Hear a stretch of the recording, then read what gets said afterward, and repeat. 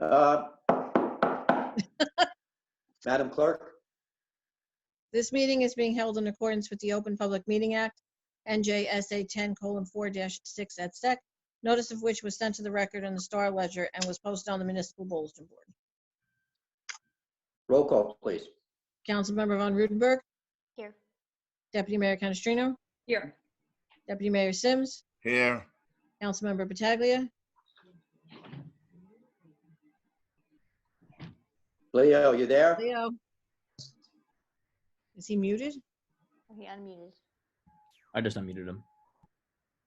Councilmember Pataglia. Here. Mayor LaBrus. Here. Would everybody please rise for the flag salute?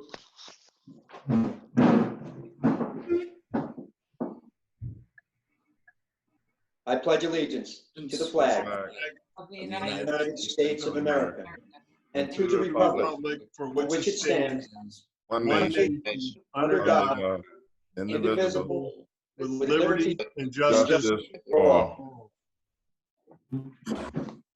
Thank you. All right, before we go forward, it's been a sad day in Hackensack, and of course, it's been a sad day across the United States, and particularly New York and New Jersey. Today, we lost one of our own. Our Deputy Municipal Court Administrator, Mary Curzum, passed away, and longtime employee in Hackensack, 30-plus years in the court system. And I'd like to have a moment of silence for her, as well as all of our Hackensack residents who have passed, all our New Jersey residents who have passed, and all COVID-19 folks who have passed from this horrible virus. So a moment of silence, please.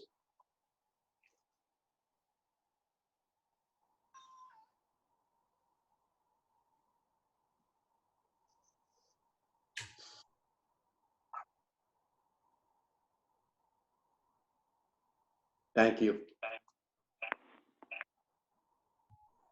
Okay, and with that, I need a motion to approve the minutes from the regular meeting of April 7th, 2020.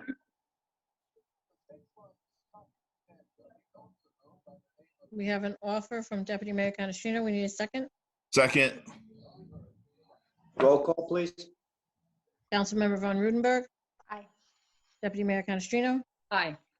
Deputy Mayor Sims. Aye. Councilmember Pataglia. Aye. Mayor LaBrus.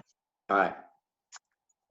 Okay, with that, we'll move right to Ted with the manager's report. Thank you. Thank you, Mayor.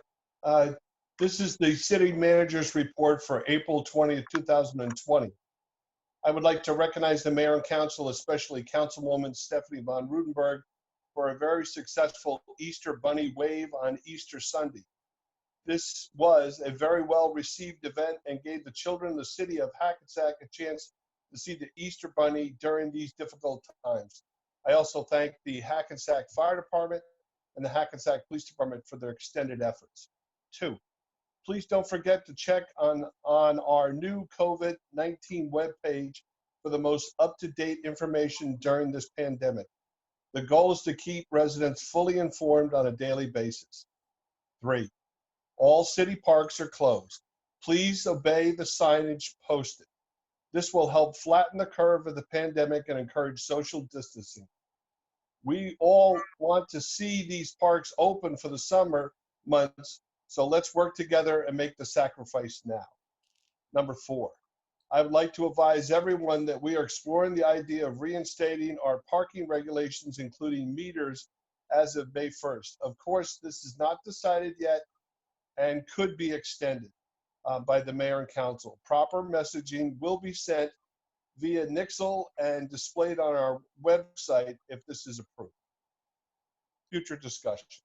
5, friendly reminder, our city departments are not open to the public, but we are here to assist you. Please use our phone directory on the hackensack.org to contact any department or email the city manager at hackensack.org with any questions. 6, please remember to be safe. Be well, stay at home if you're able to. Number 7, we now will have our 2020 budget presentation by Jim Magan, our CFO. unless the mayor and council have some other issue that they want to discuss. None here. Okay, then I introduce Jim Megan, our CFO. Thanks a lot, Ted. Just give me a second to set this up. And hopefully this will work. I see it. Nice. Wow.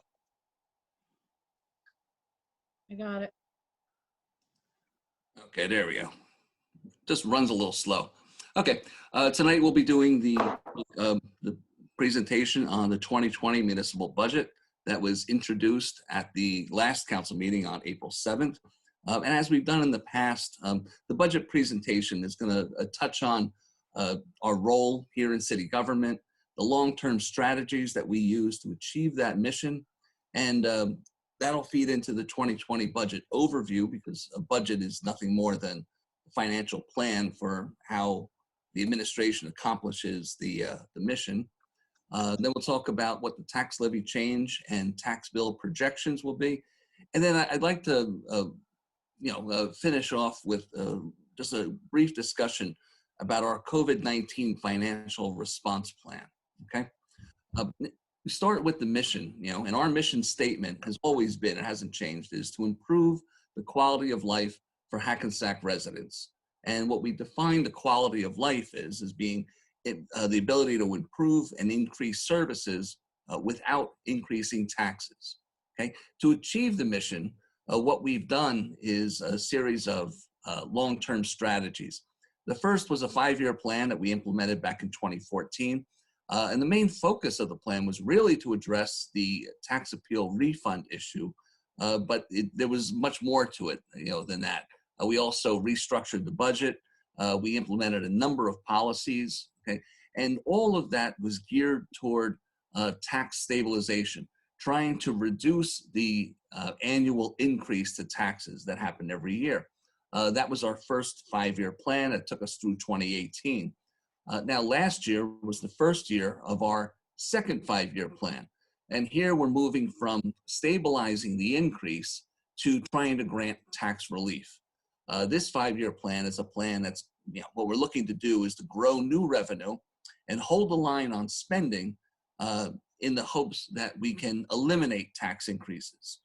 Before, we were looking to hold, just to stabilize the rate of increase. Now we're looking to eliminate the tax increases.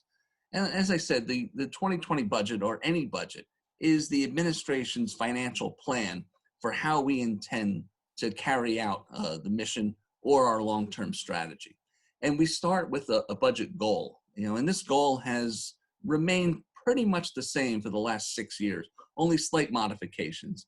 And the goal is to craft a budget that's accurate and continues the policies that have achieved the long-term tax stability.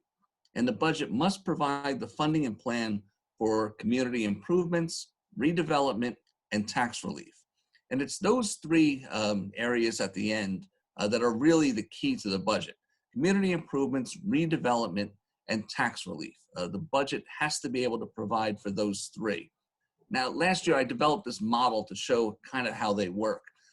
Community improvements, which could also be considered infrastructure. And that would be things like the paving of streets, fixing sewers, fixing up our parks, pretty much anything that we do to make Hackensack, a better place to live. And when we do that, what it does is it attracts investors, and not necessarily just developers. Investors could be anybody. They could be a homeowner fixing up their house. They could be, somebody who decides that Hackensack is where they want to make a home. That was my thinking personally last year when I bought my condo. Hackensack, the future is very bright. This is where I want to make my home. And what happens is when development kicks in, when investment is made, it raises up our property values, and it allows us to be able to afford the residents tax relief. Relief in the form of lower taxes, and also relief in the form of added services without increasing taxes. And as we add money to the budget, we can then do more infrastructure improvements, which again leads to more redevelopment, more tax relief, and you get the idea. the cycle continues. Okay, and that's how we improve the quality of life. And again, where we say the quality of life is the ability to increase service to the community without increasing taxes. Okay, now that brings us to the 2020 municipal budget. And once again, like last year, there is no increase to the tax levy. The tax levy is the amount of the portion of the budget that's paid for with property taxes. There was no tax increase last year, and in 2020, there's no tax increase this year either. To be perfectly honest, the municipal tax levy actually goes down $298,000 in 2020. But you'll recall that this 2020 will be the first year with a full year of the Hackensack open space tax, which is estimated at about $282,000. And so the municipal levy is then decreased to offset the Hackensack open space tax. And this was something that we promised to the voters and the taxpayers and the residents back in 2018 when the referendum was passed. Okay. So we've got another budget, ho-hum, another zero tax increase. Okay. Now, what have you done for me lately? Now, what happens is taxpayers are very demanding, and they should be. They have every right to be. Taxpayers want more for their tax dollar every year. And that's the way that it should be. There's absolutely nothing wrong with that. That is what we need to be able to deliver, okay? Now, that's not to say that the tax levy is not important, but it's only one part of the budget, okay? But the tax levy really is the most important part of the budget because it's where it hits everybody in the pocketbook. Now, 2020, we see our municipal tax levy is $85,391,072. And you can see how that compares with the tax levy of the last 2 years. It's a slight decrease off of the 2019 levy of $85.6 million. And it's almost a full $500,000 less than the 2018 levy. Okay. Now, that's the revenue side. Now, on the spending side of our budget, the total budget is now up to $108,514,237. The 2019 budget was just over $107 million, which means that this year's budget, we're looking at a spending increase of $1,511,000 or 1.4%. Now, we said that our long-term strategy was to hold the line on spending, okay? Yet we're looking at an increase of $1.5 million. Now, granted, a 1.4% increase isn't much, but it's still a $1.5 million increase. And we need to take a look at that increase and see what's driving it, okay? The first thing is salaries. Salaries are the biggest part of our budget. It's about $43 million. Now, of the $43 million, we see salaries in 2020 have gone up by $455,000 or 1.1%. Now, for salaries, that's a really modest increase, especially considering the fact that we have police officers, we have firefighters, we have DPW employees and communication dispatchers who all have step guides in their union contracts. Step increases are a lot greater than when you're off the guide. Okay, so in all, a 1.1% increase in salaries really isn't bad for a $43 million salary budget. That's not the culprit in this year's tax increase. The culprit, in this year's spending increase. The culprit in spending increases this year, just as it has been in other years, is in health benefits. Health benefits in 2020 are up by $1.2 million or 5.9%. Now, health benefits in Hackensack are a very tough nut to crack. I've said this before. I've been working on health benefits for about 4 years now. We are self-insured. What that means is that we don't pay a premium to an insurance company and then the insurance company pays our doctor bills. We pay our doctor bills direct. Now, we could have a good year, where a lot of employees and their families don't get sick, don't get injured, and that's great. Or we could have a bad year. A lot of people are getting injured, do get sick, or they'll have expensive illnesses. Then we have a bad year, and it's very difficult to control costs. Just to put this into perspective, If we were not self-insured, if we belong to the state health benefits plan, this year there's no increase in the premiums for the state health benefits plan. That's $1.2 million that we could have saved on our budget. So the thinking is, well, why don't we join the state health benefits plan? Well, the problem is that our benefit packages to our employees are much richer than the state health benefits plan. And so what we need to do is what we have been doing for the last 3 years. And that's we've been negotiating health benefit reductions with our labor unions. Now, I'll have a little bit more to say about that later on, okay? But suffice it to say that salaries and health benefits are the things that really are driving this year's spending increase. If you take the entire rest of the budget, which would be department other expenses, grants, debt service, utilities, pensions, capital, everything else in the budget, altogether, it's all down $153,000. We have been holding the line on spending, and we've been pretty successful with it, with the exception of health benefits. Now, looking at those items in a little more detail, we see salaries are $43.3 million in the budget. Salaries go up. If you look at the graph, you'll see that in 2015, 2017, salaries tapered off. And, the reason we were able to hold the line in those years are that we had staff decreases, or we had, through attrition, people retired or left that weren't replaced. But pretty much our workforce is where it should be. Salaries are going to continue to go up every year. Okay? Health benefits insurance, though, that's a whole different story. Again, that's a $21.4 million budget. Now, I checked last year, and our health benefit budget, last year anyway, was larger than half the municipalities in Bergen County. There's like 70 municipalities in New Jersey, and our health benefit budget is bigger than the total budget in about half of them. Okay, they've gone up 5.9%. Like I said, the only way to control spending in health benefits is to reduce the benefits. And the only way to reduce benefits are to negotiate them down with the labor unions. And to do that, we have to give up something for them. And we have been successful with it. Now, we've successfully negotiated reduced benefits with almost every single one of our unions. And in some of the unions, those reduced benefits take effect in 2020. Some of the unions, they take effect in 2021. But our budget is always based on the claim experience from the prior year. So we're hoping that in 2020, when 2020 ends, we're going to start seeing reductions in our health benefits. The future of controlling spending in Hackensack will be on the health benefits. Now, one positive note on the spending side is that for the first time in our history, pensions are down from last year. Now, we've got pensions and statutory expenses. Just so you know, statutory expenses are those items that we have to pay. We have no choice in paying.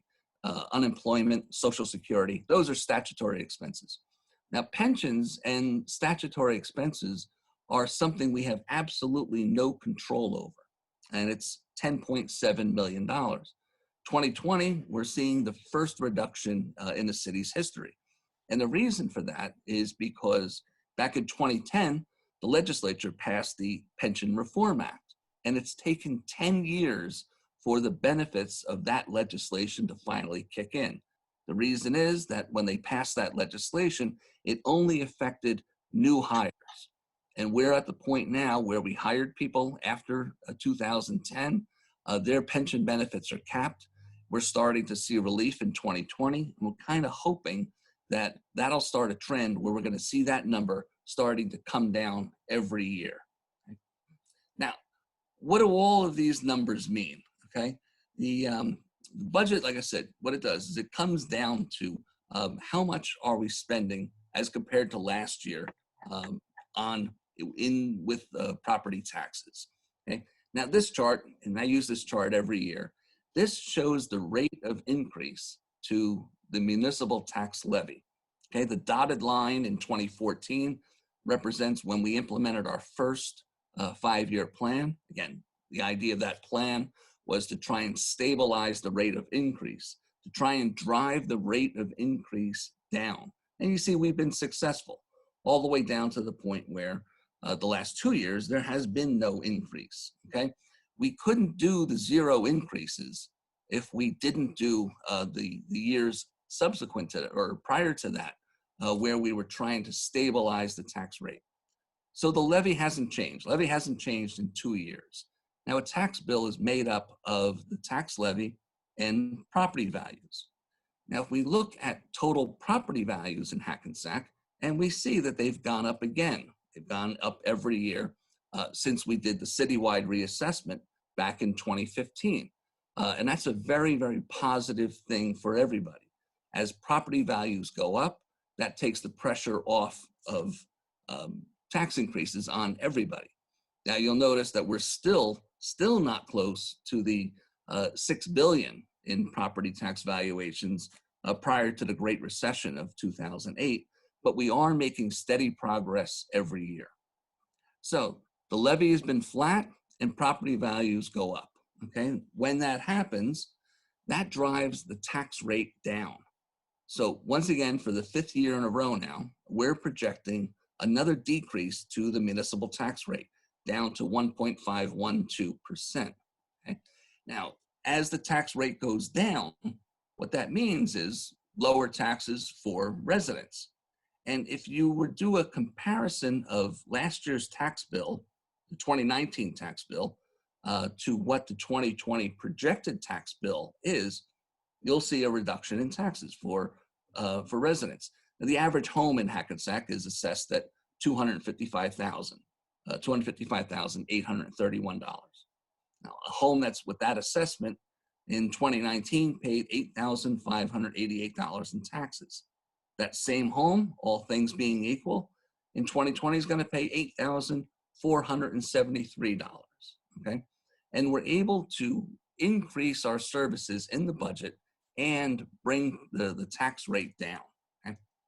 Now, I talk a lot about the 0 increase to the municipal tax levy, but it's important to understand that we got there, okay, through all of the policies that took place over the last 6 years. What we didn't do is we didn't get to a 0 increase to the levy by increasing surplus to get there. A couple of years ago, we put a surplus policy in that prohibits us from doing that. Okay, so we did a 0 increase to the levy without using more surplus. Similarly, we still aren't using in the budget the full allotment of the 2018 settlement we had with the Hackensack University Medical Center. Back in 2018, we signed an agreement with the HMUC where they give us an annual community service contribution of $4 million for their tax-exempt property. The hospital still has a considerable amount of taxable property that they pay, full taxes on just like everybody else. But for their tax-exempt property, they do give us $4 million a year. Now, we take the $4 million in, but we're still not using that $4 million in the budget. We promised that we would use that money for tax relief, and what we're doing is we're holding it so that we can use it for tax relief for as long as we can. Similarly, the 2020 budget isn't using any of the additional $2 million a year that HMUC just signed an agreement with us. This was just passed at the last council meeting. Hackensack University Medical Center is going to be paying the city $2 million a year for every year while their redevelopment project on 2nd Street goes on for a minimum of 4 years, okay? Now, that money's gonna come in, and we're not gonna use that in the budget for tax relief because we can get to a 0 increase without using it. Another thing is that we're still not utilizing pilot revenue to get there, with the exception of 100 State Street, okay? That pilot's been in place for a few years now. In fact, it was renegotiated back in 2018, and it brings in $477,000.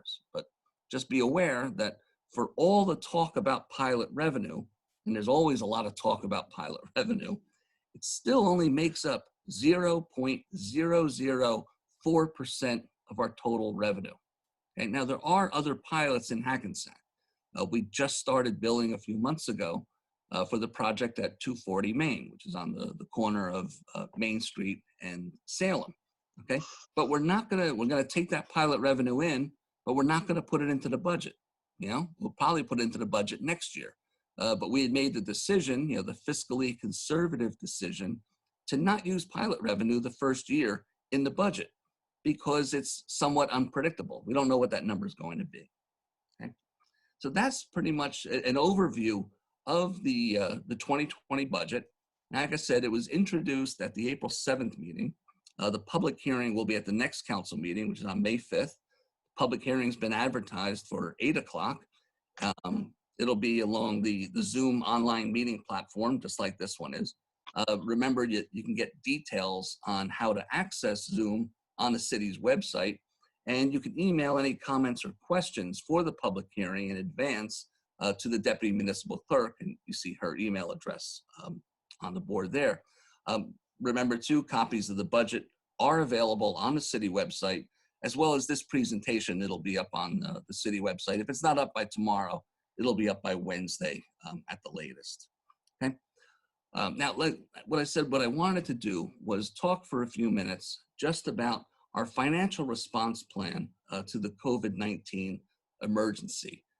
There's always a lot of talk about the human toll of COVID-19, and there should be. The human toll is huge, and it far, far outweighs the financial toll. But we've been working for 6 years now to hold the line on taxes, so we can't not address the COVID-19 emergency, okay? Now, when you look at the COVID-19 financial emergency, with the loss of revenue, we're looking at a potential deficit in 2020 of $2.5 million. That's if we do nothing, okay? Now, a deficit occurs when you spend more money than you take in. And if we don't do anything and we do incur a $2.5 million deficit, the way it works is you take the amount of that deficit and you add it to next year's budget. What that means is that you're increasing taxes even before the year has even started, okay? Now, we've just spent the last 6 years doing everything we can to hold the line on taxes, okay? So we can't just let this situation go about without a response plan. So to mitigate this potential $2.5 million deficit, the city manager and I, working with the city council's finance committee, which is Deputy Mayor Canestrino and Councilman Battaglia, came up with a financial response plan. And in that plan, the city manager is ordering that $2.5 million in certain identified budget expenditures be frozen for the duration of this COVID-19 crisis.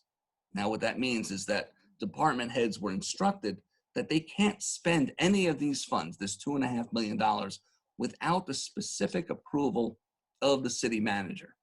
And now, how do we decide which budget expenditures to freeze?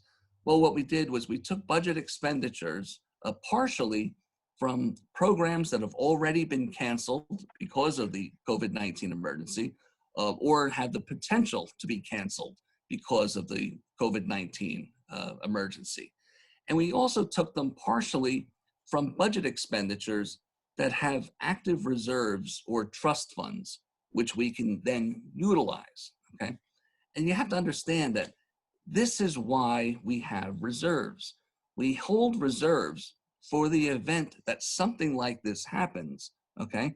Where the only reaction to a deficit like this can't be to just raise taxes. Okay? We have to do everything that we can to make sure that we're not raising taxes. So we hold reserves, and we hold reserves for an emergency like this so that we can utilize them instead of relying on increased taxes. Okay? Now, later on this year, the city manager and I are going to review the city's finances, and we'll look at those frozen budget appropriations, and we'll start ordering the cancellation of certain ones. Now, for every dollar that we cancel, trims a dollar off of the deficit. Okay, if we do end up with a $2.5 million deficit, and we do cancel $2.5 million in budget appropriations, then we've avoided a deficit altogether. Okay, and that's pretty much what the plan is. Now, what happens if the deficit is larger than all of the canceled budget appropriations? Then won't that increase taxes next year? Yeah, that's how it works. Okay, if we can't mitigate the entire deficit, we're going to end up with a deficit, and that deficit is going to go into the 2021 budget. And if we don't do something, that's going to increase taxes next year. So that means that, well, now we need a contingency plan. Okay, and our contingency plan says that despite our best efforts, if we still end up with a deficit at the end of 2020, that one-time budget appropriation for the deficit in the 2021 budget will then be offset with a one-time infusion of cash from our surplus to wipe out any potential tax increase. And you have to understand that this is why we have a surplus. A surplus needs to be there so that in the event that we need it for something like this, we have it. And you have to understand that, we've studied tax increases in Hackensack for the last 10 years. And there were a number of tax increases that occurred because there were financial emergencies that just didn't have plans in place to deal with them. In other words, the response to the financial emergency was, well, we're just going to have to raise taxes. And that's not really what we're about. So it's important to understand that the city of Hackensack is financially stronger than a lot of other municipalities in Bergen County. And I'm confident, that with our finances, that we're going to emerge from this financial crisis even stronger than we were before. Okay? Realize that this is something that we've been preparing for financial emergencies just like this since 2014. We always look to policies that are going to help our financial situation long term, and we always kind of hope for the best, but plan for the worst. Key point there is that this is why we plan. We do constant financial planning. And like I said, I'm confident that we're going to be able to come through this crisis financially, a lot better than a lot of other municipalities. Okay? Now that's our COVID-19 response plan. If I could just for a second go back to the budget, remember that the public hearing on the budget will be May 5th. It will be via Zoom, just like this one is, which is a little unusual. We don't normally have public hearings without having the public there. But you can make your comments through Zoom. You can make your comments ahead of time. And you can go to the city website, to get any of the materials that you need in order to do that. Okay, that'll conclude my budget presentation. If anybody in the governing body has any questions, I'd be happy to answer.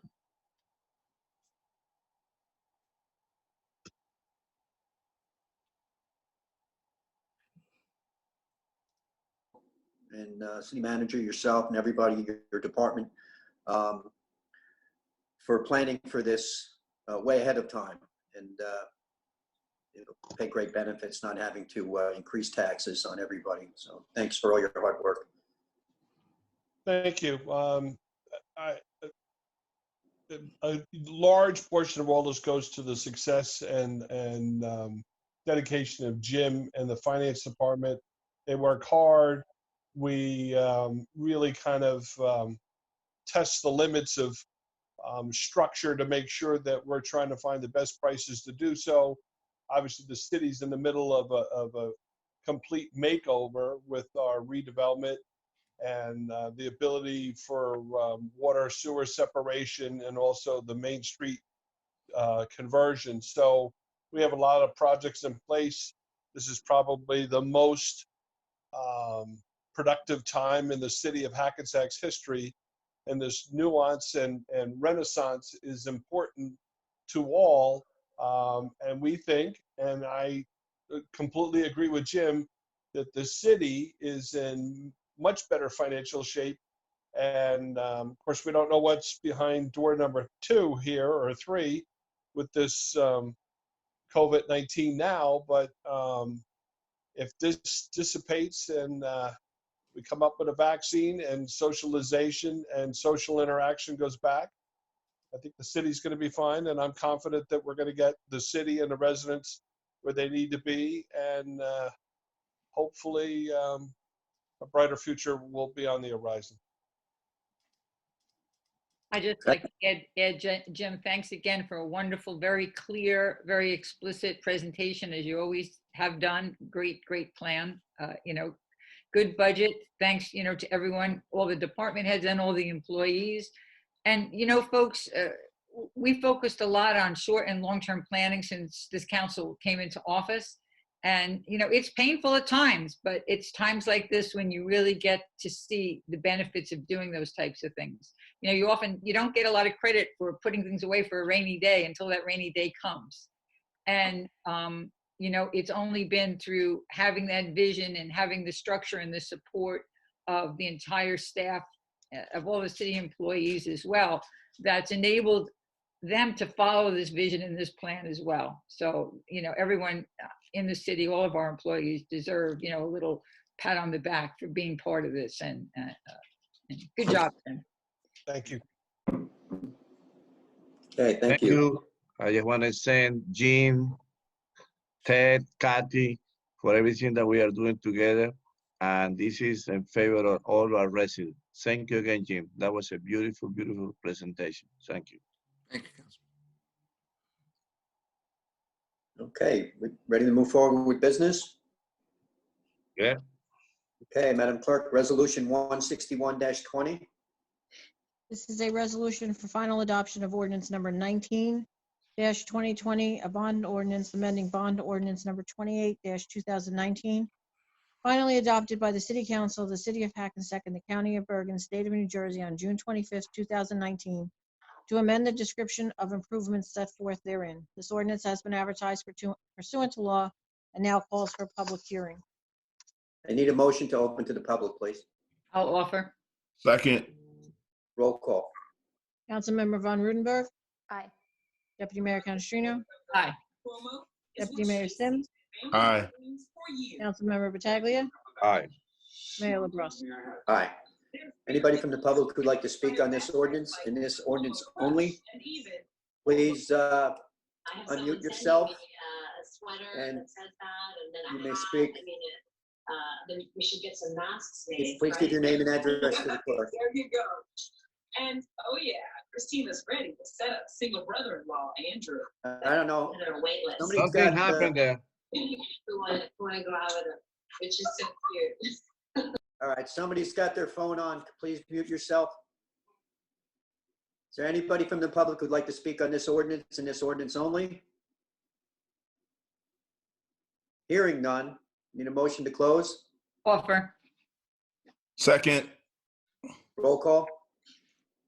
Wait, Hang on Steve? one second. Yeah, so I'm just looking here, Frank, because it looks like there's members of the public who look like they're muted, and I just want to make sure they have the ability to unmute themselves, that it's not set up the default, so we can be sure no one's trying to speak. They should have the ability to unmute themselves, yes. Okay. All right, so then I think we're good, just as long as that's the case. I'm gonna do it one more time. Anybody from the public would like to speak on this ordinance and this ordinance only? Hearing no members of the audience, need a motion to close. Offer. Second. Roll call. Councilmember Von Rudenberg, Aye. Deputy Mayor Canestrino, Aye. Deputy Mayor Sims, Aye. Councilmember Pataglia, Aye. Mayor LaBrus. Aye.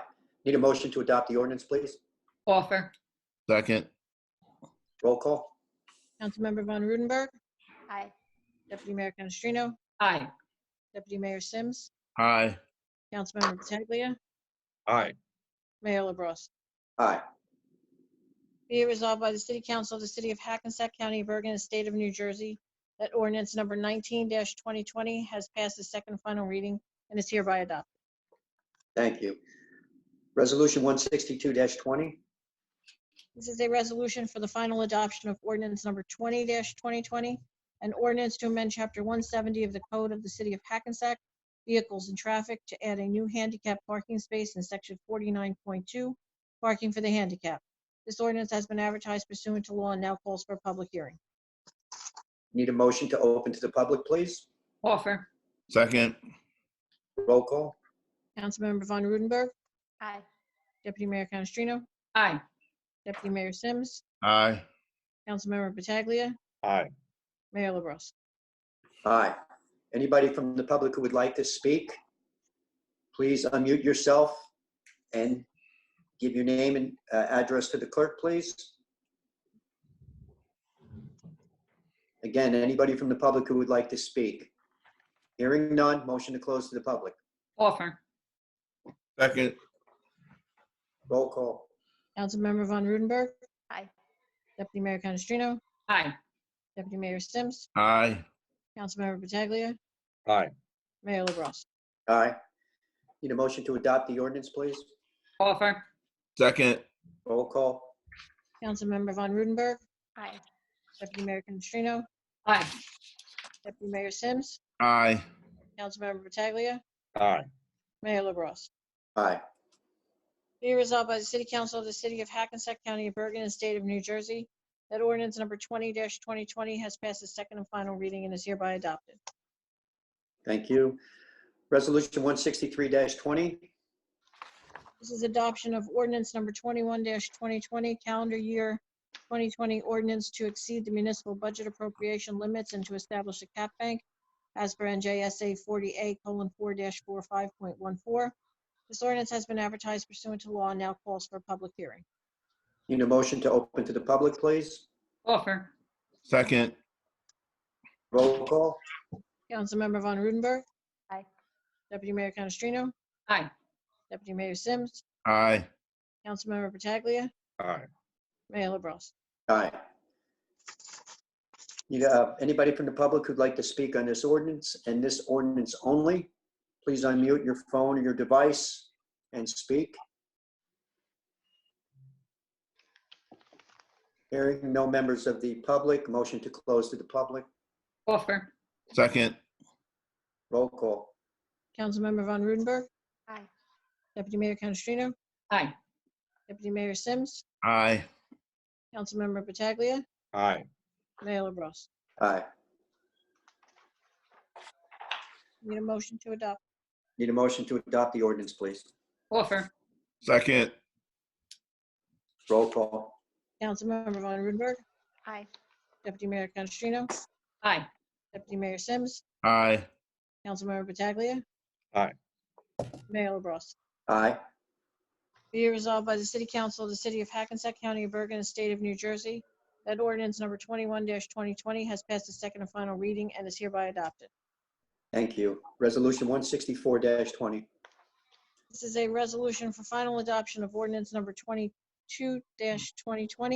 an ordinance to amend Chapter 170 of the Code of the City of Hackensack Vehicles and Traffic to establish a no parking area on a portion of Meadow Street. This ordinance has been advertised pursuant to law and now calls for public hearing.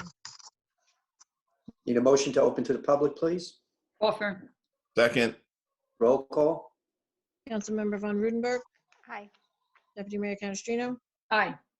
Deputy Mayor Sims. Aye. Councilmember Pataglia. Aye. Mayor LaBrus. Aye. Anybody from the public who would like to speak, please unmute your phone or your device and please speak. Hearing no one from the public, I need a motion to close to the public. Offer. Second. Roll call, please. Councilmember Von Rudenberg. Aye. Deputy Mayor Canestrino. Aye. Deputy Mayor Sims. Aye. Councilmember Pataglia. Aye. Mayor LaBrus. Aye. Need a motion to adopt the ordinance. Offer. Second. Roll call. Councilmember Von Rudenberg. Aye. Deputy Mayor Canestrino. Aye. Deputy Mayor Sims. Aye. Councilmember Pataglia. Aye. Mayor LaBrus. Aye. Be it resolved by the City Council of the City of Hackensack County of Bergen and State of New Jersey that ordinance number 22-2020 has passed its second and final reading and is hereby adopted. Thank you. Resolution 165-20. This is a resolution for the introduction and adoption of ordinance number 23-2020, an ordinance to amend Chapter 119 of the Code of the City of Hackensack Peace and Good Order to authorize the city manager to issue emergency orders for the health, safety, and welfare of the community. Before we May move I- forward, go ahead, Steve. Yeah, Mayor, I just want to speak to this for the council's sake and for the public's sake. Under our particular form of government, there is a provision that allows for ordinances in certain very limited circumstances to be immediately introduced and adopted in the same meeting and to become effective even prior to newspaper publication. This statute is NJSA 408121 and allows for ordinances to be adopted for the immediate preservation of the public order, peace, health, or safety, or to remedy an emergency caused, and then it lists a number of categories specifically including epidemic. And I will note that actually I wasn't even familiar with this ordinance, and former city attorney Mr. Salkin brought it to our attention, and we spoke about it and with the city manager and feel that it would be appropriate to utilize this mechanism.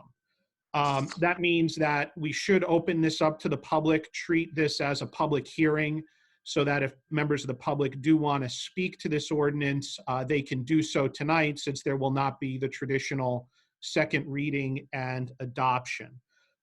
Before we go forward, I also do want to point out that the purpose of this ordinance is to give the city manager, who has to work in conjunction with our emergency management coordinator, since technically, that individual is primarily responsible for the city's emergency response, to issue directives when necessary for matters that maybe are not in our city code but need to be addressed.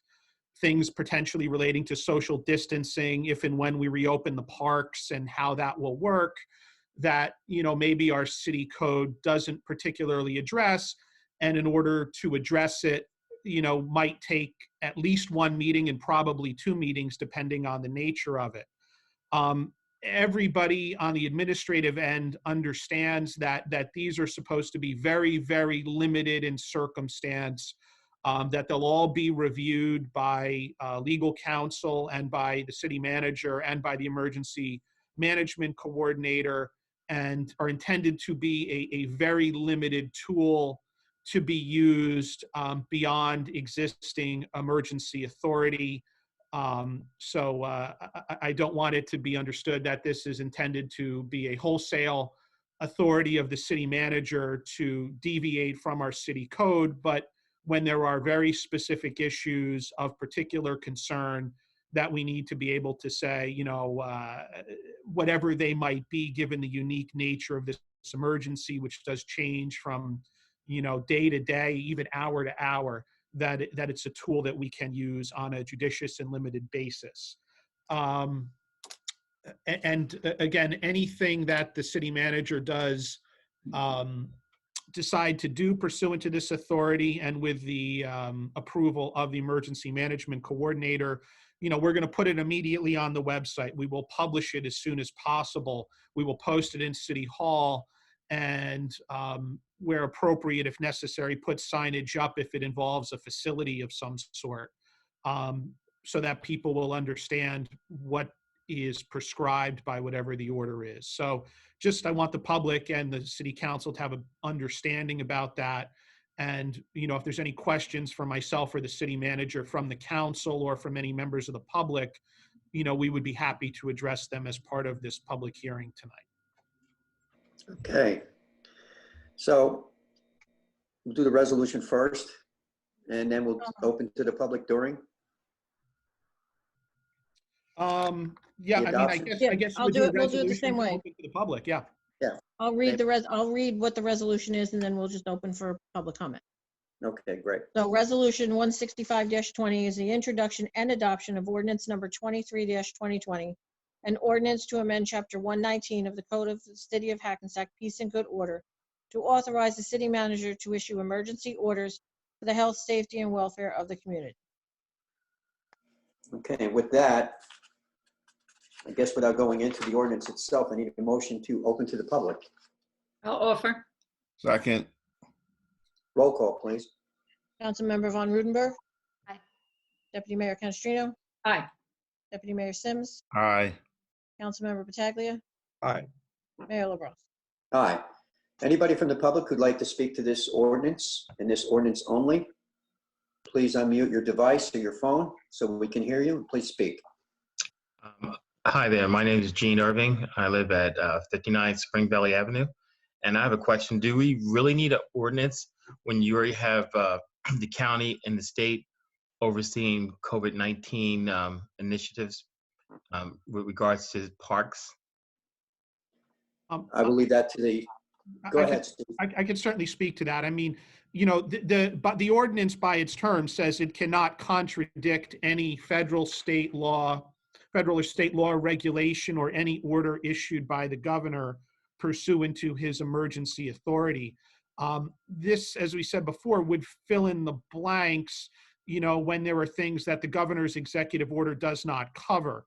You know, right now the parks, municipal parks, there is some level of discretion. County parks and state parks are closed, but within the city's authority, and that may change. Governor Murphy's announced that he's going to be talking about reopening, and there may be unique conditions within the city that the governor's directives don't cover. And so the intention would be that it would cover anything that the state doesn't cover, because they can't think of everything. But, you know, in terms of what the governor's directives are, you know, the city is mandated to follow all of them, and certainly would do so, and I think has been doing so and would continue to do so. If I may add to that, I can actually give you a circumstance which came up. You know, we do have our beautiful community garden, which we built last year, and a question was asked whether we could open this community garden to the public and people could practice, you know, doing their gardening and social distancing and so forth and so on. And in a perfect world, yes, but this isn't a perfect world. And since it is within the confines of Johnson Park, I would consider it part of the park, for one thing. And it would be very hard for us to enforce any type of social distancing. We'd actually have to plant somebody there to make sure that social distancing was being enforced. And just like we go by all our basketball courts and all our parks, and you know, you cannot count on people all the time to social distance. So just opening something without opening everything else too would cause a problem. I mean, people want to garden, I understand that. 10-year-olds want to play baseball and soccer, I understand that. We all want to do things outside, but unfortunately right now we can't. We need to, you know, stay the course and maintain our distance. So I understand. I think it's a good question. You know, but like it was mentioned, we are following state and county guidelines. They come first, but there are some exceptions where the city would have to enforce something that might not be in the county or state purview. Thank you for that. You're welcome. Anybody else from the public? Yes, I have a question. Yes. Reverend Davis, how are you? I have a question Good. about construction sites. I thought they were supposed to be not constructing unless it was something emergency. And we've noticed at least one or two that there was some work going on. So I just wanted to have that verified for me. Dave, you want to take that, or Ted, or me? Mayor, the construction shutdown for non-essential has been left up. One, two, these buildings have to be enclosed. So if the roof's not on the building, the windows aren't in it, it can't be secured, it can't be weather tight, and it's going to cause damage.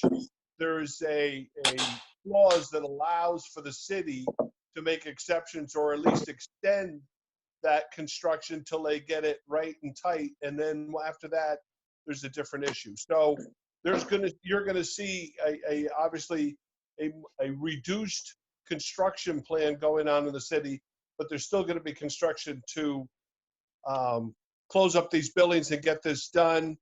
And then my guess is there'll be some modification of this, like the hospital. Anything hospital, transportation, education, something that is inherently benefit to the public, all of those jobs are going to continue. So the hospital, for all intents and purposes, has not lost a beat. How about residential construction? Residential construction, they're not pulling permits, they're not doing inspections currently.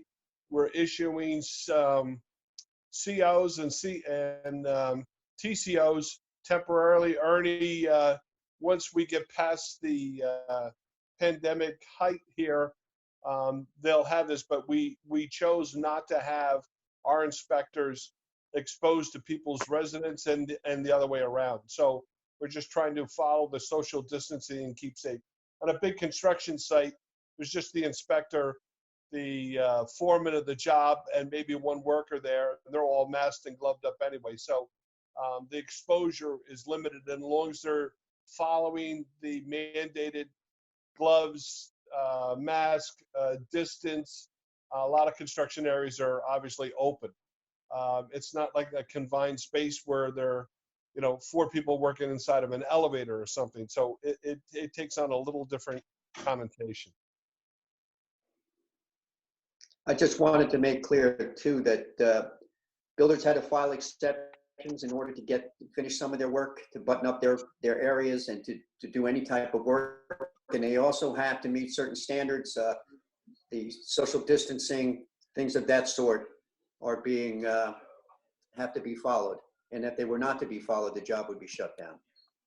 Yeah, the city has these people writing the reasons why they need to stay open, and then we return with a written requirement with the policies that they follow. If they don't follow the policy and the construction department or one of our inspectors finds that they're not following that, we shut the job down, and there is no warnings. They're just done until this changes. So I think we have a pretty good plan in place. And like everything else, we monitor how we're doing and make adjustments or modifications along the way. Obviously, this pandemic has exposed the city to making changes and altering things and lifestyles and completely things that have never happened in this country, and certainly not in the city of Hackensack.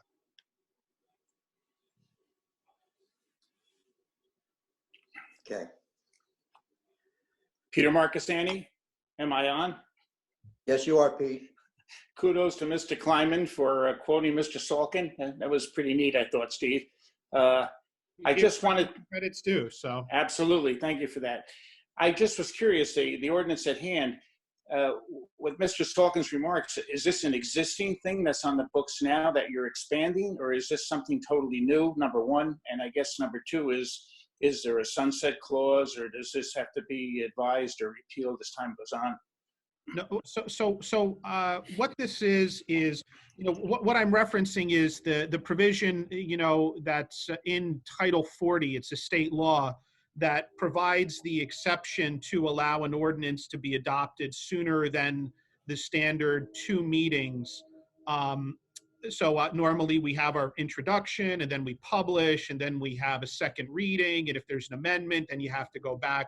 So this is something that, by the way, is not available to many forms of government in New Jersey, but in our particular unique 1923 municipal manager form of government provides for this emergency response type ordinance to deal with epidemics or something like that. And whoever came up with this plan in 1923 was, I think, wise to do that. The ordinance itself makes clear that this authority will continue, will be part of the city code, but it can only be accessed in very limited circumstances, namely a state of emergency. So under the ordinance, any order that the city manager will, any order that the city manager may make pursuant to the authority here automatically expires when the state of emergency ends, or if the order provides sooner. But the ordinance will stand. So if, God forbid, everything gets better in the summer and we have a second outbreak in September and we do need to act in some emergent manner, we don't have to reinvent the wheel and readopt this. So this would be part of the city code, but it wouldn't be something the city manager can do under normal circumstances because, we're all trying to deal with this brave new world here and deal with these challenges. And even the governor of New Jersey has made some comments about the authority that he is using to issue some of these orders and saying, hey, look, there are procedural issues with everything that a lot of governments are doing here, but we are trying to protect and save lives. And so, you know what, we're going to, you know, read our authority broadly, but responsibly. So that's the mindset behind this, but it's certainly not something, you know, when the governor repeals his executive order declaring a state of emergency, you know, we go back to normal, and hopefully, you know, this has never had to happen before, and hopefully it will never have to happen. Thanks, Steve. Appreciate that. Good evening. This is Anita Rivers, 259 Railroad Place. Mayor and council, thank you so much. I think this amendment is an important safety net, but I'd like to find out how myself as a resident and other public members of Hackensack would be notified of any special enforcement that the city manager puts in place. And I can speak to that too. So the ordinance requires 4 steps to be taken. The first is that any emergency orders would be provided to the city council by the next city council meeting, and my expectation would be at that point the mayor and city council would announce that publicly. Second of all, they are to be immediately posted. The city has public notice space at City Hall where we publish, you know, lots of notifications. So it would have to be publicly noticed on the city bulletin board. It would have to be publicly and prominently posted on the city's website, and it would be published in the newspaper, though obviously that does take a few days. And beyond that, you know, our expectation and the need for this would probably be with respect to like city facilities, right? If there's something at the community garden, so there would be signs posted in a particular location. If it's at a city park where the city manager determines for safety reasons we need to have a special rule that needs to be enforced, you know, obviously we would post it. We are all cognizant that, you know, if a violation were to be issued as a result of this, you know, and we were to go to municipal court, your question is exactly what the municipal judge would say, which is, you know, were they put on fair notice of this? So we're cognizant of that and understanding, you know, we're trying to do what we need to do in this emergency circumstance. We will do everything in our power so that there is no question as to what direction is coming from the city manager's office, because if we don't, you know, then it's not going to be enforceable at the end, and no one wants to go down that road. Thank you. Thank you, Anita. And going back to the date that you mentioned, that this was brought, you know, the 1923 Managers Act was 4 short years after the H1N1 pandemic that killed over, my goodness, I think 660,000 people in the United States, or some number like that, quite a few. So it wasn't that long after that. And that pandemic actually killed 50 million people worldwide. So I wouldn't doubt if that had something to do with the timing there. But anybody else would like to speak on this ordinance? Hearing nobody from the public, motion to close to the public, please. Offer. Second. Roll call. And one more thing, I just want to point out, under the emergency rules, this requires, because we're not doing 2 meetings, it does require 4 affirmative votes. So hopefully that won't be an issue, but just making clear, we need 4 to be able to pass it on a single meeting. Yes. And also, we would put this out as a NIXL alert, and probably a reverse 911 call if it was an emergency situation. Okay. Councilmember Von Rudenberg. Aye.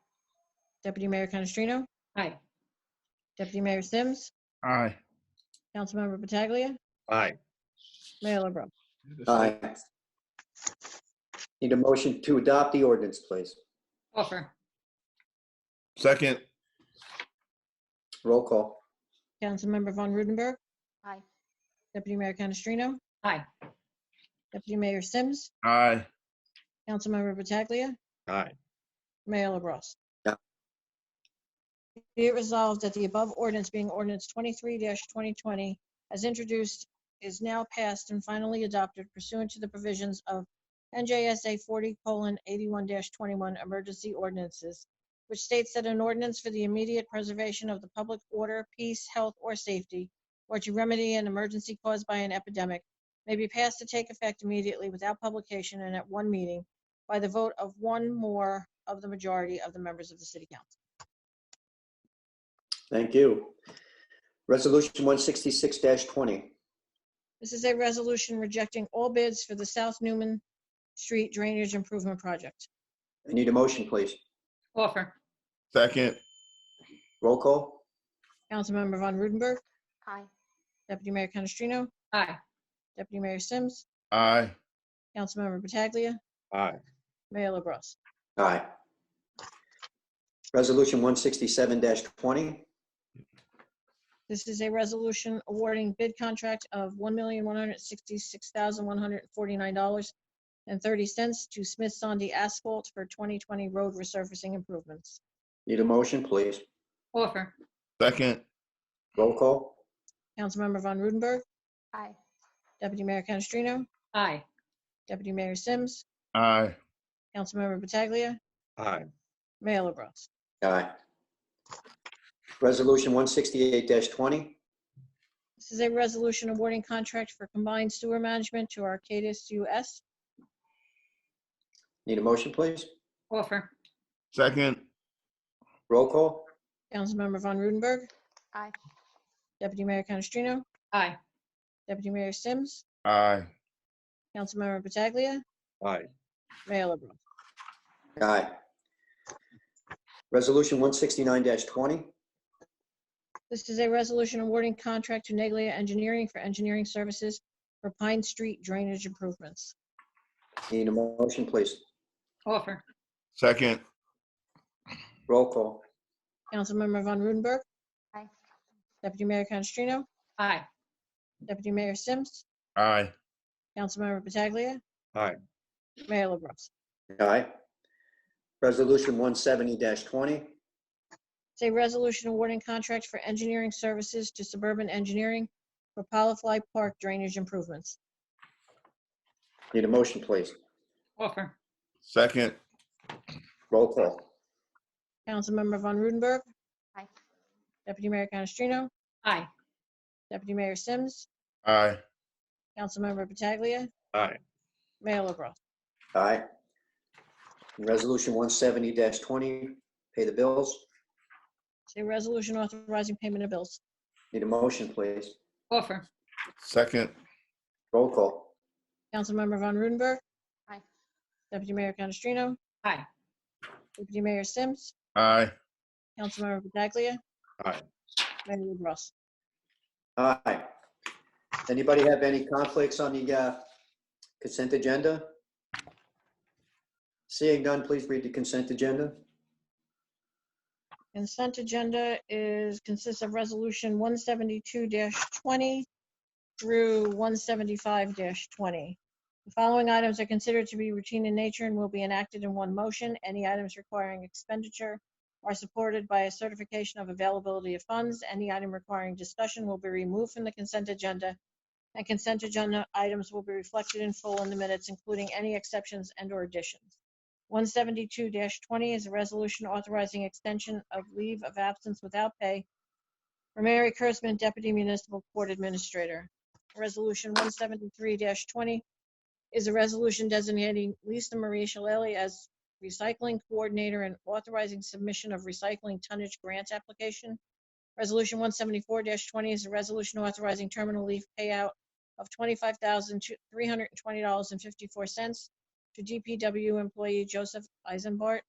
And Resolution 175-20 is a resolution authorizing the release of performance bond for 70 Hackensack Avenue. Need a motion? Need a motion to adopt the consent agenda as it was read. I'll offer. Second. Roll call. Councilmember Von Rudenberg, Aye. Deputy Mayor Canestrino, Aye. Deputy Mayor Sims, Aye. Councilmember Pataglia, Aye. Mayor LaBrus. Aye. Okay, at this time, we're going to open to the public. I'm going to ask for a motion. What I need to know from somebody, if there's anybody out there who is on video wants to be seen, instead of just heard, please let us know so that our administrator can bring your video up. Let's do that now. So anybody who plans on speaking and wants to be seen on a video that's on a device that has video, please bring that up now, and our web administrator will take care of that. And I need a motion to open to the public. Offer. Second. Roll call? Councilmember Von Rudenberg. Aye. Deputy Mayor Canestrino. Aye. Deputy Mayor Sims. Aye. Councilmember Pataglia. Aye. Mayor LaBrus. Aye. So anybody from the public who would like to speak, please unmute your device and come forward, give your name to the clerk. You will have 3 minutes.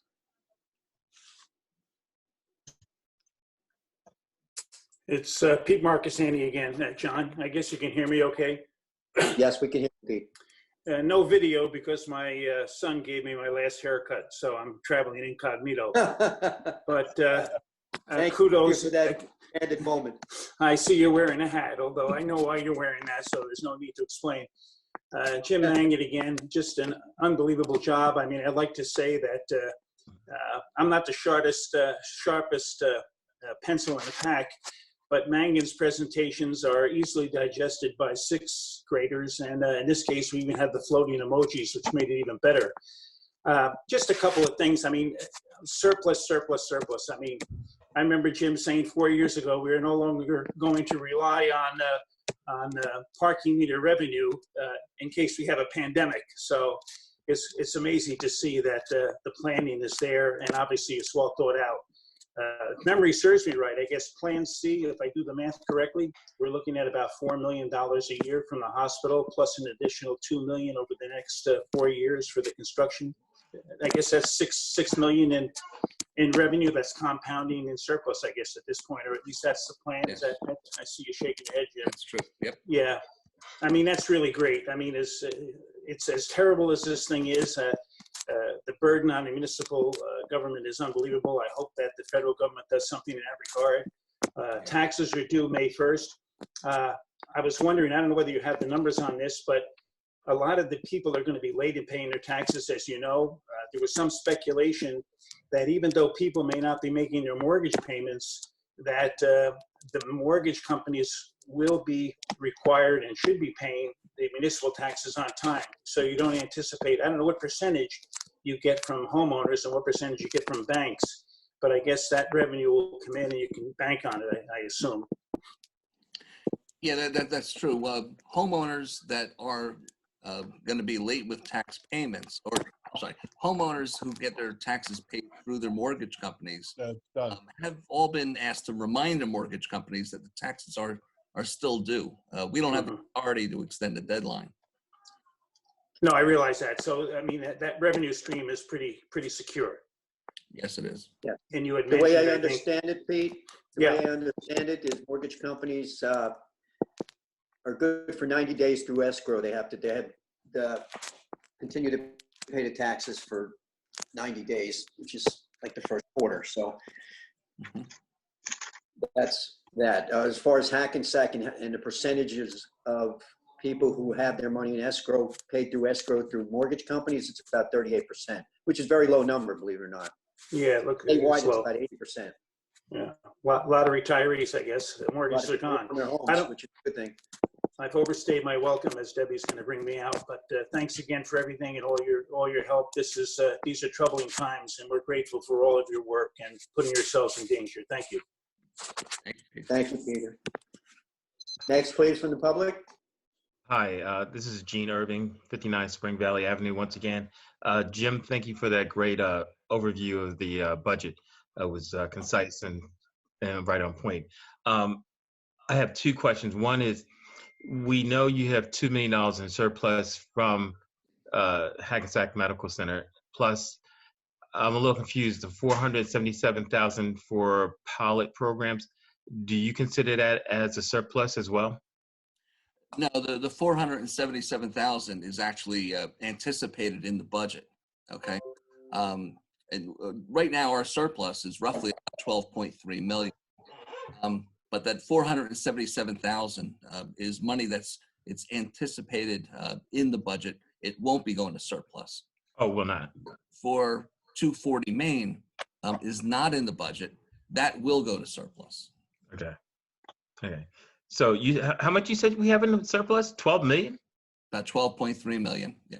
A AAA rated community by the rating agencies, Moody's and Standard & Poor, recommend that a municipality hold about 15% of its operating budget in surplus. And just this year, we hit 15%. So your projection is 2.5 million maybe from pandemic that we may have for payment for coronavirus. That's a projected deficit if we don't do anything about it, yes. But if we have 12 million, so we should be in good shape then. We're in good shape. Yeah, we'll use the surplus as a one-time revenue to wipe out any deficit. The key will be one time. Got you. Thank you. Thank you, sir. Next person from the public, please. Can the public hear me? Anybody who'd like to speak? I would like to speak. There you go. Name, please. Jeffrey, 73 Johnson Avenue. Quick question. This is to the CFO. You do mention that we will have, if the deficit goes even higher than the 2.5 mil, there's a possibility of a tax increase from the public. But just because we do have this surplus, residents shouldn't be worried about this tax increase since we have the surplus. Is that correct? Yeah, that's what I'm saying. The contingency plan is that our plan is to try and minimize any deficit. If we do end up with a deficit, the contingency plan is that what we'll do is we'll do an infusion from surplus of one time to try and wipe out any tax increase.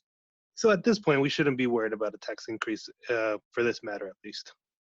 No, I'm saying I think that I'm pretty confident that we're in good shape financially to avoid any kind of tax increase because of the pandemic. Okay, that sounds good. And lastly, with this surplus of 15%, if it does go even higher than that, is there any plan? What are the plans of the council to do with this surplus? Well, we back in 2018 we adopted a surplus policy, and the surplus policy states that we can't use surplus more than we realized the year before under certain circumstances because we want to make sure that we have the surplus.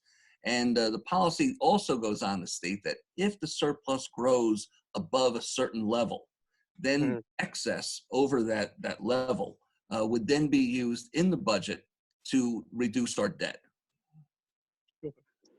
And what would you be able to tell me what that debt is now? Oh, our total debt? Our total debt is probably about $98 million. Okay. Okay, thank you very much. Sure. Anybody else from the public, please come forward and speak.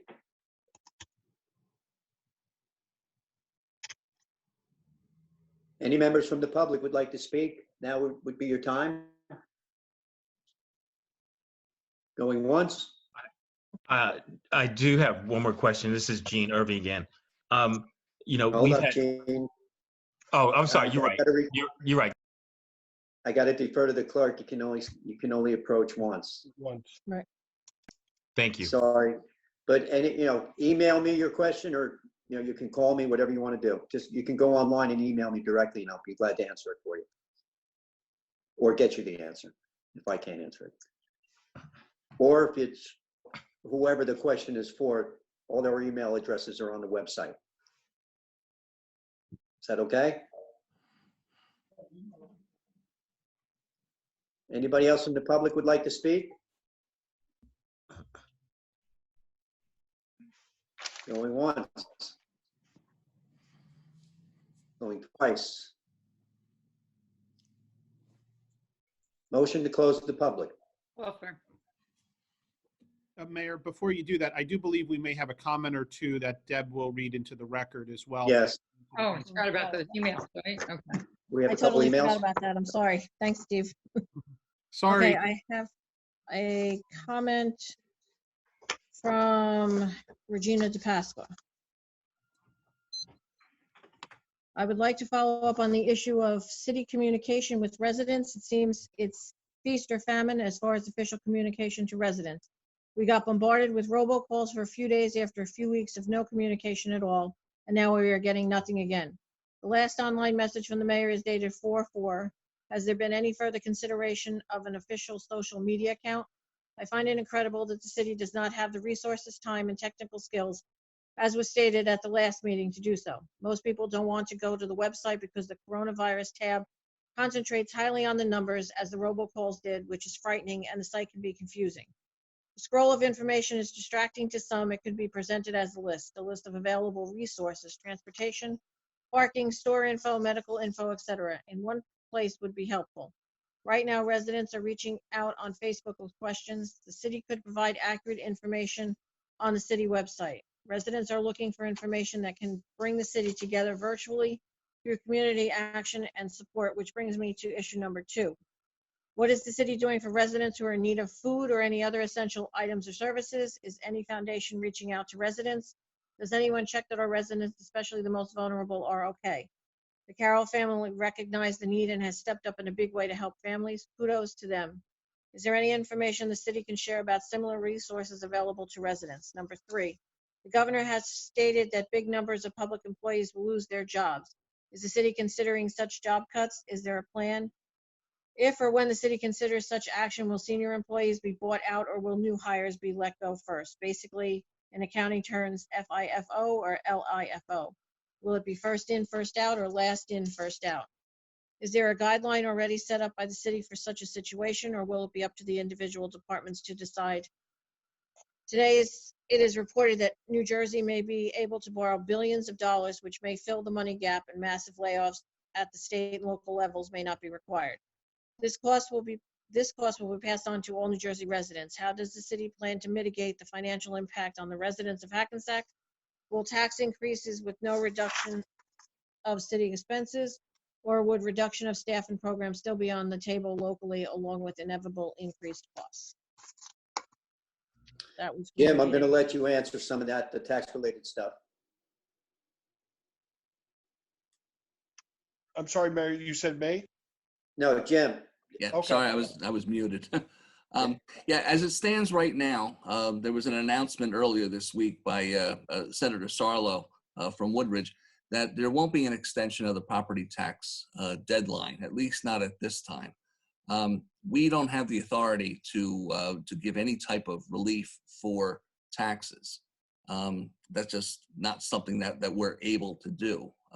If the legislation comes about and we are able to do something, we intend to take full advantage of it, okay? But in terms of tax collections, there isn't really much that we can do right now. Okay. The issue that she raises in reference to the employees, the city of Hackensack has not laid off or furloughed. Because we're civil service, there is a protracted process that we need to follow, that we're working with our city labor attorney to sort this out. However, it appears that the governor by May 15th is going to make some decisions whether we're going to reinstitute, bring employees back, open up the state. So at this juncture, we are behind the scenes doing the follow-up and the due diligence to find out what we're going to do.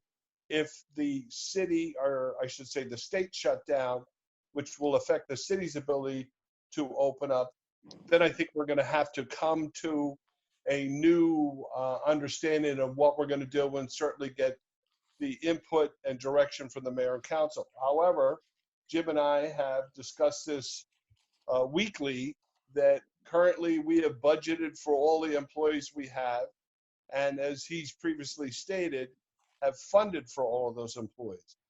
The issue that's probably going to face the challenge is if there's a shortage of people paying their taxes, that now we have a shortfall as far as our ability to pay taxes, and which has already been previously discussed. The city of Hackensack is on the hook to pay the Board of Education in the county. So I like easy math. If we had a $100 million budget and we're short 30%, that math is pretty easy for us to figure out we're going to have to find the due diligence. So the freezing of the $2.5 million is one of our coping skills of what we would do to forecast the future. Second is the ability to work with our labor attorney and city attorney to make sure that we follow all the procedures for the employees to either through civil service, municipalities that don't have civil service, quite candidly, have a different ability and flexibility that we don't have. We have to follow the rules, and that's why we're in place and we're doing that due diligence. So to give a direct answer, yes, we're going to do that. No, we're not. I don't know until we can sort all this out, but obviously we are going to start to look seriously at the money and the funds that we have and how it's spent. Obviously, we want to take care of our employees in their time of need, and if you don't take care of them in their time of need, they're certainly not going to be there in our time of need.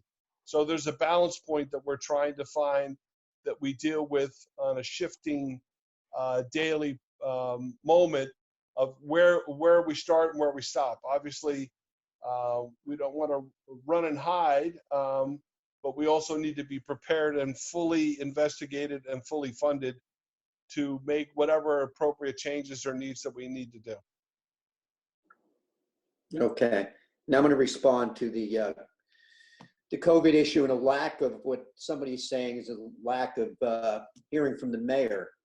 You know, when this first started, we made the decision that you do not want multiple sources with multiple reports of information, because that's how you get different levels of information and mistakes and misinformation.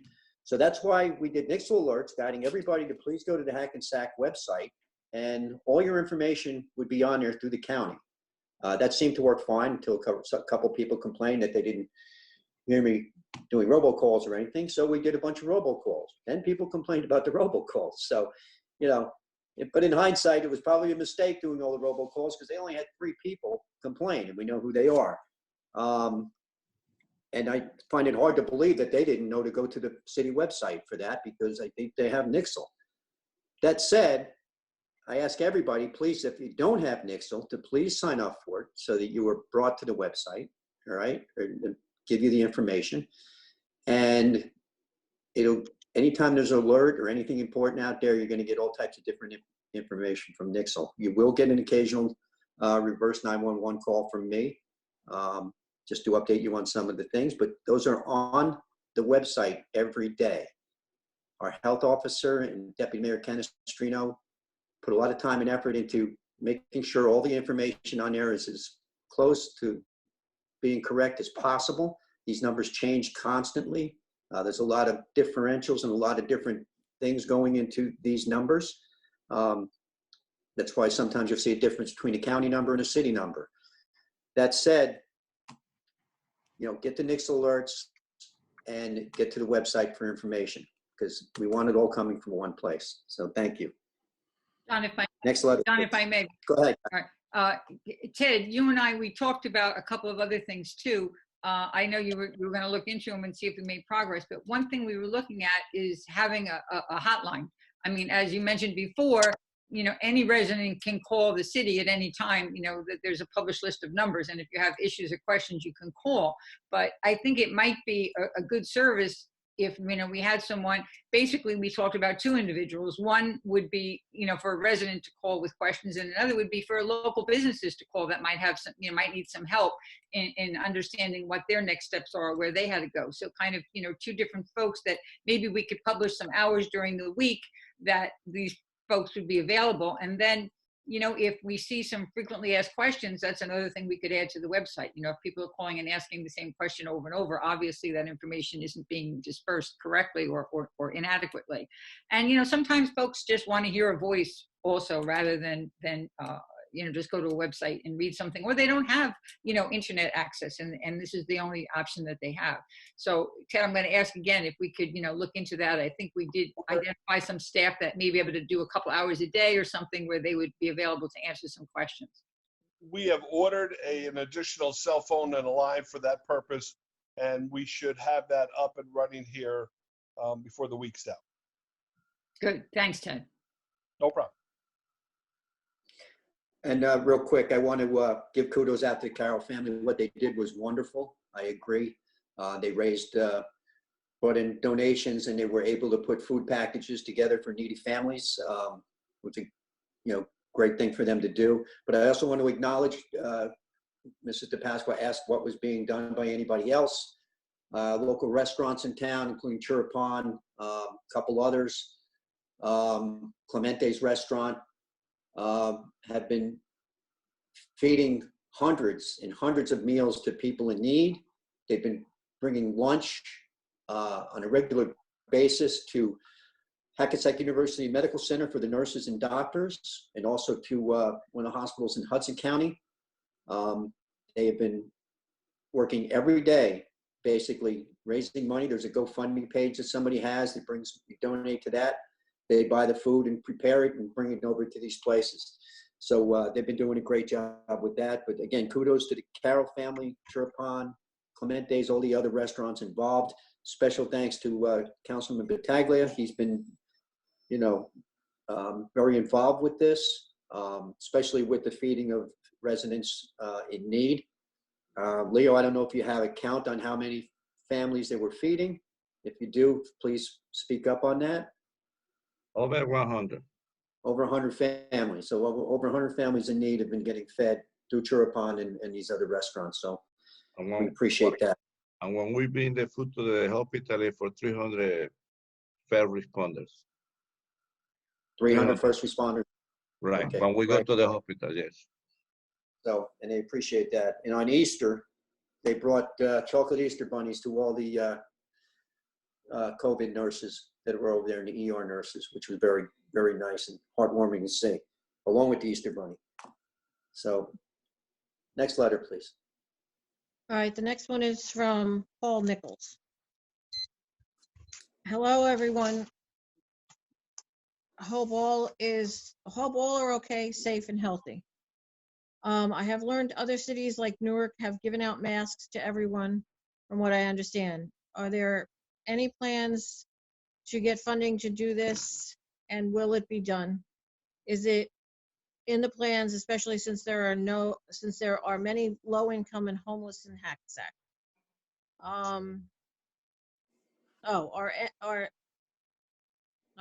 Is anyone, this doesn't make any sense, so hold on 1 second. He's got, are any entities going into the stores making sure that everyone, including employees, are wearing masks? Other towns have placed security at each location, as well as many companies. I understand it is the job of the wonderful health department. This is very serious, and many residents are not taking it seriously in certain areas, and we have the highest concentration of cases. Last thing, great job to all the awesome jobs from all the frontline first responders, all of them, everyone who has to work. Ted, I'll defer to you on the masks. Yeah, the city is researching with the assistance of Councilman Battaglia, the purchase of protective equipment and masks. Obviously, this is not going to be over anytime soon, so we're now researching the availability and the cost of getting these masks. The thought that Mr. Nichols thinks that we're just going to provide masks for everybody in the city. We have a population of 48,000. So that would be a significant amount. I'm hoping that it doesn't come to that, but if that's the direction, we'll certainly work at that. But right this minute, I'm researching the cost and the availability for these and how quick we could get them. Obviously, we want to keep as many people home safe and protected. And obviously, if they're home safe, masks aren't going to be a requirement only if they go out. So we're trying to find the balance.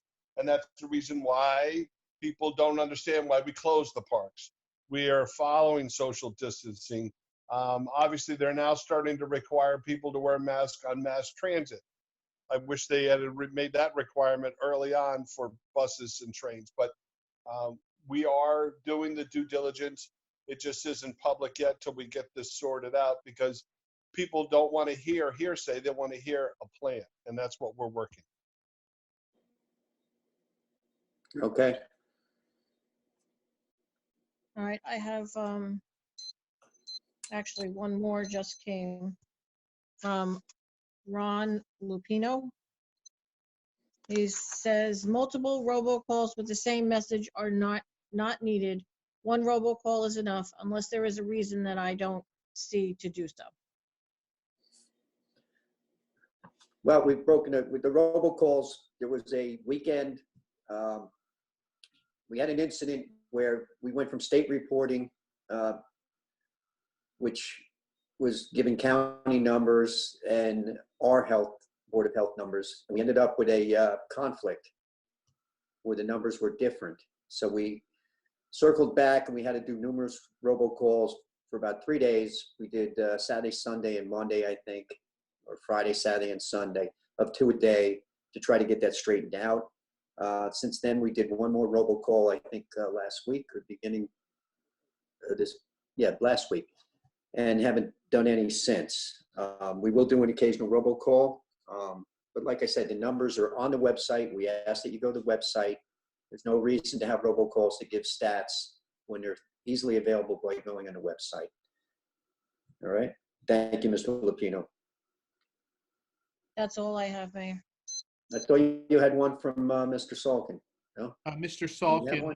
Mr. Salkin's comment related to the statute that I cited earlier with respect to the emergency Oh, okay. order ordinance. So Mr. Salkin, I spoke with prior to the meeting and indicated, given the city's position on this, he no longer wished to have the comment read into the record. Oh, okay. Not a problem. Thank you. Okay. Last chance. I'll open it. It's still open to the public. We haven't closed it yet. So if there's anybody out there still wants to speak, now would be your time. Hearing nobody, motion to close. Offer.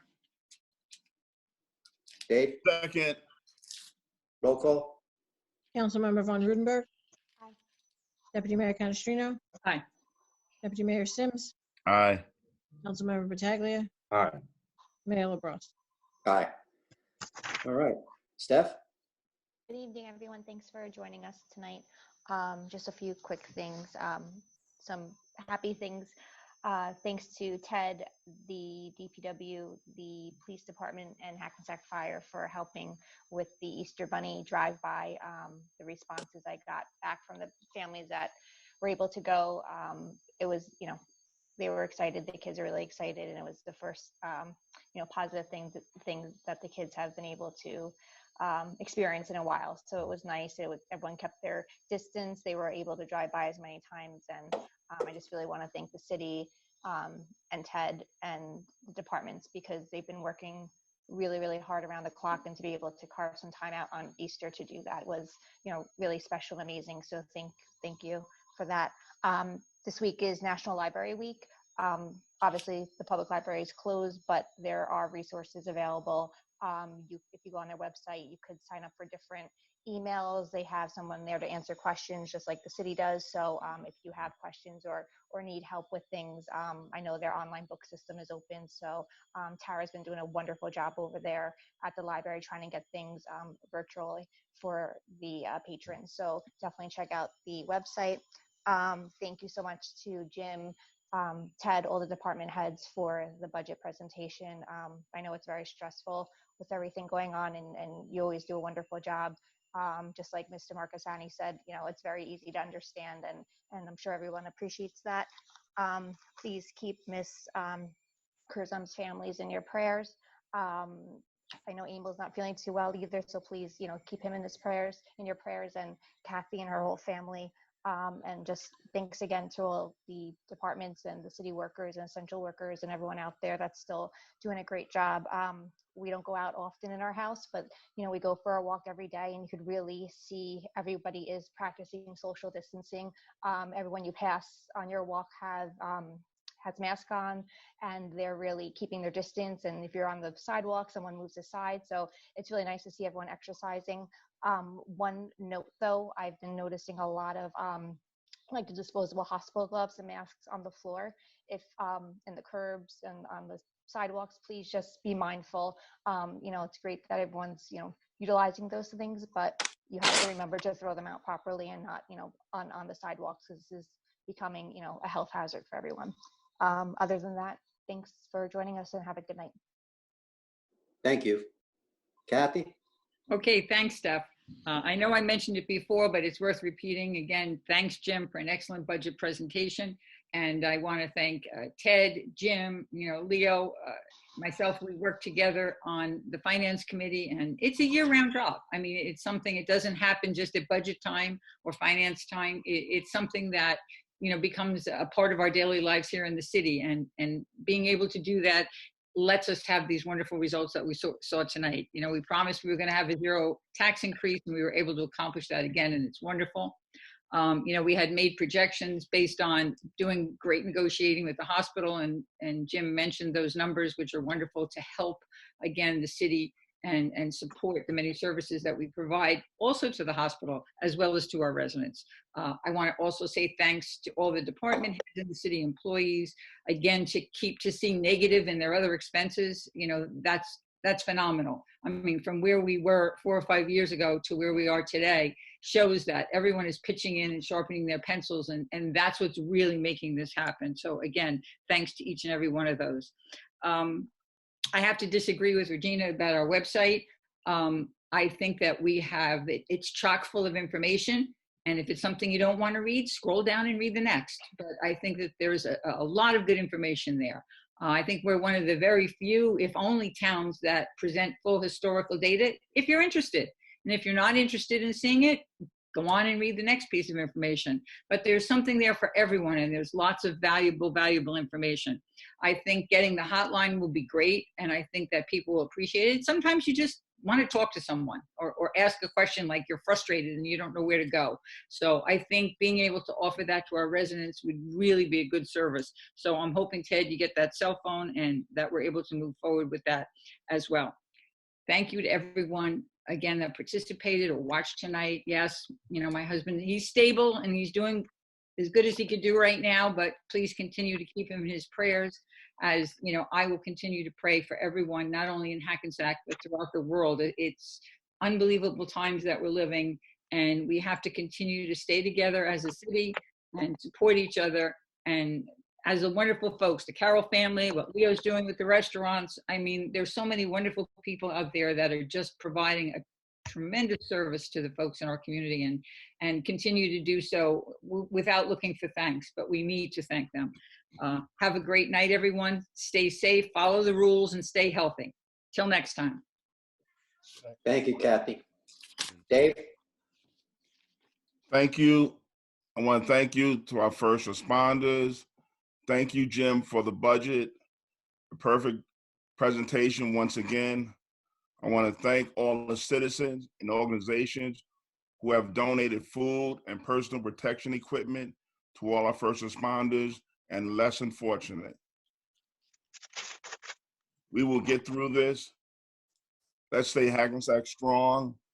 Last Saturday, I participated in our third car parade where we rode around the Fairmount section. It was awesome to see the kids outside holding cards saying we miss you, and it was just wonderful. Good night. God bless. Thank you.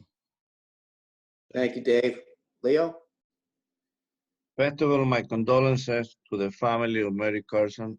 And Mary worked with my wife for 25 years, and it's really sad what happened to her. Congratulations to the Carroll family, and thank you for all what I'm doing for the residents in the city of Hackensack, and the group that continue sending the meals to over 100 people in the city: Chori Pam, Amore Mio, the Pizza Place, Bobby from Kobe's. And today we received another donation of $3,500. So we're gonna continue for another few weeks. That will help. And there's no question that our first responder in the hospital, they continue doing a wonderful job. And anytime that we got the chance, we give some food to them. That's the way we can say that we appreciate what they are doing. The paving program, today we approved another like a $1.8 million to continue doing the paving, and the streets, they're going to be done maybe in the next 3 weeks.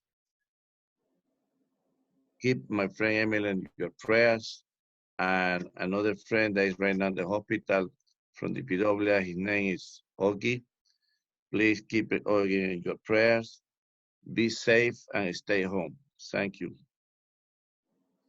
Okay, thank you. Great job, Jim Mangan, Ted, Kathy, Leo, the Finance Committee. You guys did us proud again. It's amazing. Great presentation, Jim. Very easy for the, the average citizen to understand, which is important. And, I've been on councils where, they just get a 60-page thing of paperwork. Here's your budget, right? And that's the presentation. And the way it's broken down into a PowerPoint like that is doing a great job and very, very easy for people to understand, which is important to understand how your city is functioning. So thank you for that. I want to put out special thanks to our fire, police, DPW, all our city workers working through this pandemic. It's not easy, but, hang in there, guys. I think we're almost there, praying that we're almost there. But we really need to keep staying inside and keeping our distance and doing what we've been doing, and we'll get through this. Special prayers for Mary Curzon, who just passed away. Again, she was a deputy clerk in our courts. Prayers for Emil Canestrino as well. Hopefully we get him home soon. I'm going to talk about the shutdown a little bit. It's a time of year, we're in spring, the weather's going to be turning soon. This is a time when little leaguers are out playing baseball. We probably would have had opening day already. I would have thrown that first pitch out to either Leo or Dave. And we missed that this year. And, there's little kids all over just wishing they were out playing soccer or playing baseball or doing what they do every year. And, I'm sure they really miss it. Our community garden is still closed. Unfortunately, I know we've had questions to open it, but we just can't. We can't open one part of the park without opening to somebody else. It's not fair. And we also need to maintain our social distancing and stay away. So I understand everybody's desire to go back and how important it is to get outside and do things. We understand that. We all understand that. We're all suffering by not doing it. But we know how important it is to maintain our social distancing to beat this virus. And that's what we're going to continue to do in Hackensack. Quick note, yesterday's toll, we're up to 56 deaths in Hackensack, but I just wanted to make everybody aware that 42 of those 56 deaths were from long-term acute care facilities, in other words, nursing homes, all right? So that has a lot to do with our numbers. So just think about that. 42 of the 56 are from a long-term acute care facility.